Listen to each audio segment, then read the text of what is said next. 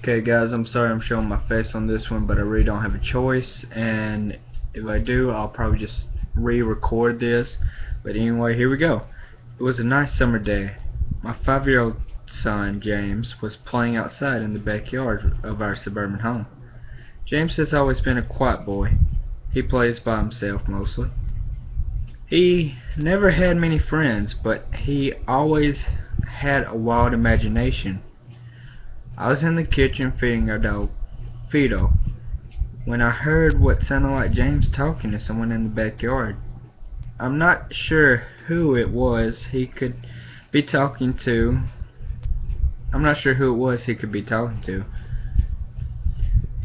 Could he have finally made a friend? Being a single mom, it's hard for me to always keep an eye on my son, so I decided to go outside and check on him. When I went into the backyard, I was a bit confused because James was the only person back there. Was he talking to himself? I could have sworn I heard another voice. "James! It's time to come inside!" I called out to him. He came inside and sat down at the kitchen table. It was about lunchtime, so I decided to make him a turkey sandwich. "James, who are you talking to out there?" I asked. James looked up for a moment. "I was playing with my new friend," he said, smiling. I poured some milk and continued to pry, as any good mother would. "Does your friend have a name?" "Why didn't you ask him to have lunch with us?" I asked. James stared at me for a moment before replying. "His name is Laughing Jack." I was a bit taken back by what he said. "Oh? That's a strange name. What does your friend look like?" I asked, a bit confused. "He's a clown. He has long hair and a big swirly cone nose. He's got long arms and baggy pants with strappy socks, and he always smiles." I realized my son was talking about an imaginary friend. I suppose it is normal for kids his age to have an imaginary friend, especially when he has no real kids to play with. It's probably just a phase. The rest of the day went by as per usual, and it was starting to get late, so I put James to bed. I tucked him in, gave him a kiss, and made sure to turn on his nightlight before I closed the door. I was pretty tired myself, so I decided to go to bed not long after. I had an awful nightmare. It was dark. I was in some kind of run-down amusement park. I was scared, running through an endless field of empty tents, broke-down rides, and abandoned game huts. The whole place had a horrible look to it. Everything was black and white. The prized stuffed animals all hung from nooses, and the game huts, all with sick grins stitched to their faces. It felt like the whole park was looking at me, even though there wasn't another living thing in sight. And suddenly, I began to hear music playing. The sounds of Pop Goes the Weasel being played on a squeeze box echoed through the park.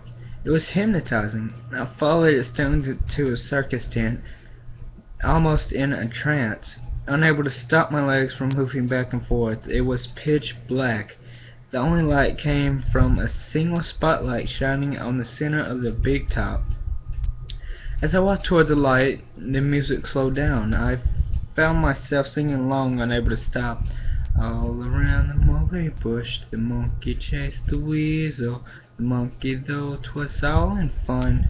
The music stopped right before its climax, and suddenly the lights shot on. The intensity of the lights was practically blinding.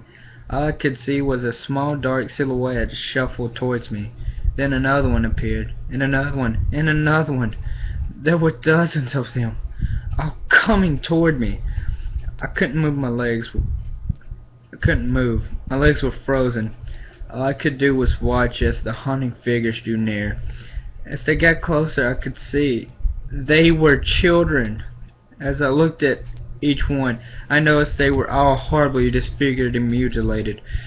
Some had cuts all over their bodies, others were severely burnt, and others were missing limbs, even eyes.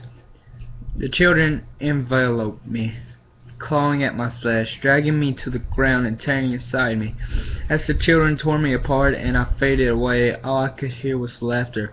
Horrible, awful, evil laughter. I woke up the next morning in a cold sweat. After taking a few deep breaths, I looked over and saw that a few of James' action figures were positioned facing me on top of my nightstand. I sighed. James had probably woken up early and put these here. I gathered up the toys and made my way to James' room. However, when I opened the door, James was sound asleep. I just shrugged and placed the toys back into his toy box and headed out to the living room. A little while later, James woke up and I made him his breakfast. He was quiet and seemed a bit groggy. Perhaps he didn't sleep well either. I decided to ask him about the toys. "James, honey, did you put these toys in Mommy's room this morning?" His eyes shot up at me for a moment, then quickly glanced back down at his cereal. "Laughing Jack did."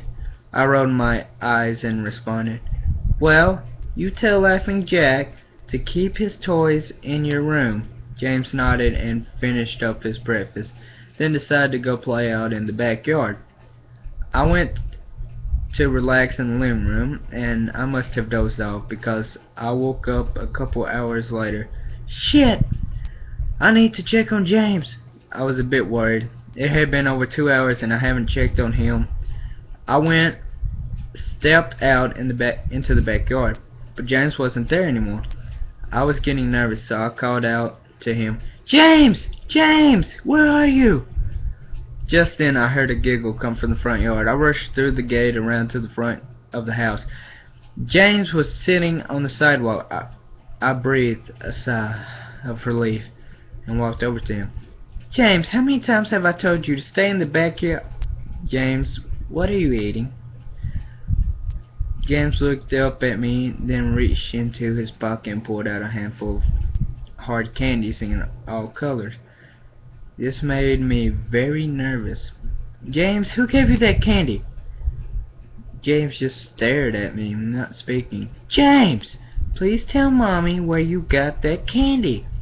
James hung his head down and said, "Laughing Jack gave it to me." My heart sunk. I kneeled down to look him in the eye. "James, I've had enough of this damn Laughing Jack thing. He is not real. Now this is a very serious situation and I need to know who gave you the candy." I could see my sons tear up. "But Mama, Laughing Jack did give me the candy." I closed my eyes, took a deep breath. James never lied to me, but what he's telling me is impossible. I make him spit out the candy and throw the rest away. James appears to be fine. Maybe I'm just overreacting. After all, he could have gotten it from Tom and Linda from next door, or Mr. Walker down the street. Either way, I'm going to have to keep a closer eye on James. That night, I put James to bed as usual and decided to go to my bed early myself. Suddenly, I was woken up by a loud bang coming from the kitchen. I sprang out of bed and hurried downstairs. When I got to the kitchen, I was horrified. Everything on the counter had been thrown on the floor, and our dog, Fido, hung dead from the light fixture. His stomach was cut open and stuffed candy, the same type that James was eating earlier that day. My shock was quickly broken by a sharp scream coming from James' room, followed by loud crashes. I quickly grabbed a knife from the drawer and moved up the stairs with the speed that only a mother whose child is in danger could have. I burst through the door and flickered the lights. Everything in the room was knocked over and tossed on the floor. My poor son in his bed crying and shaking with a fear.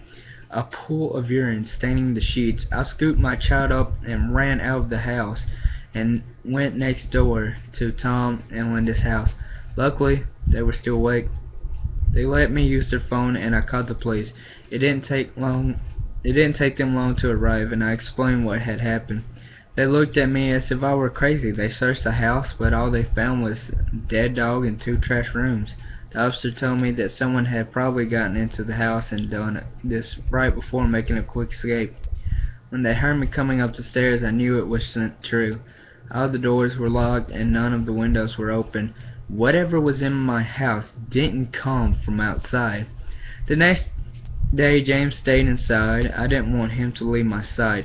I went into the garage and found his old baby monitor and set it up in his room. If anything comes into his room tonight, I was going to be able to hear it. I went to the kitchen and grabbed the largest knife from the drawer and put it on my nightstand. Imaginary friend or not, I'm not letting anything hurt my little boy. Soon enough, night came. I put James to bed. He was afraid, but I promised him that I wasn't going to let anything happen to him. I tucked him in, gave him a kiss, and turned on the nightlight. Before closing the door, I whispered to him, "Good night, James. I love you." I tried to stay up as long as I could, but after a few hours I felt myself drifting off. My baby would be safe for the night, and I needed to sleep. Just as I lay my head on the pillow, I heard a soft noise come from the baby monitor I had put on my nightstand. At first it sounded like interference, like the kind of radio would make. Then it turned into a soft moan. Was James asleep? Then I heard it, the laugh from my nightmare, the horrible laugh.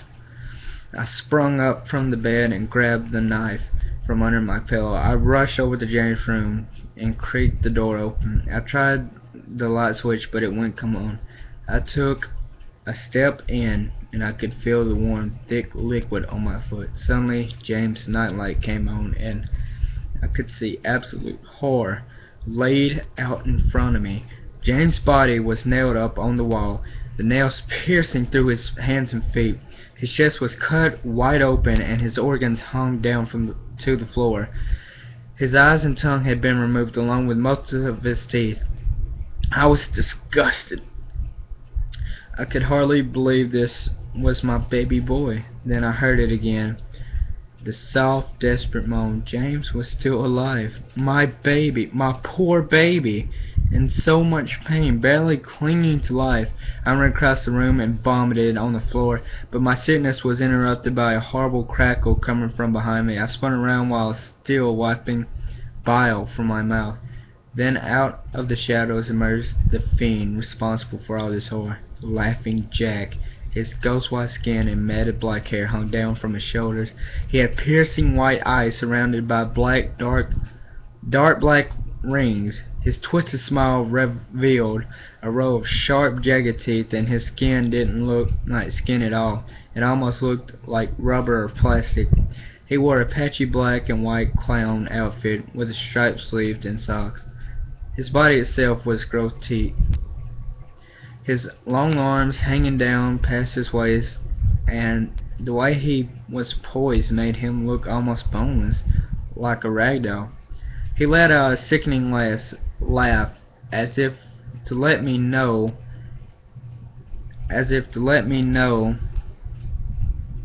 he was pleased with my reaction to his work. He then turned around slowly in front of James and began to laugh even more at horrific sight as he laid out. That was enough for me to shake away my horror. I snapped, "Get away from him, you bastard!" I rushed at the monster, raising the knife above my head, and stabbed down at him. But as soon as the knife disappeared in a cloud of black smoke, the knife passed right through and pierced James' still beating heart, splashing the warm blood on my face. "No! What have I done? My baby! I killed my baby!" I immediately fell to my knees, and I could hear sirens in the distance growing louder. "My boy, my sweet baby boy. I promised Mommy would protect you, but I failed. I'm sorry, James. I'm so sorry." Police soon arrived to find me in front of my son, still wielding the knife covered in my baby's blood. The trial was short. Insanity. I was placed in the Furpolis house for the criminally insane. where I've been for the past 2 months. It's not so bad here. The only reason I'm awake now is because someone is playing Pop Goes the Weasel outside my window. I'll talk to the orderlies about it in the morning.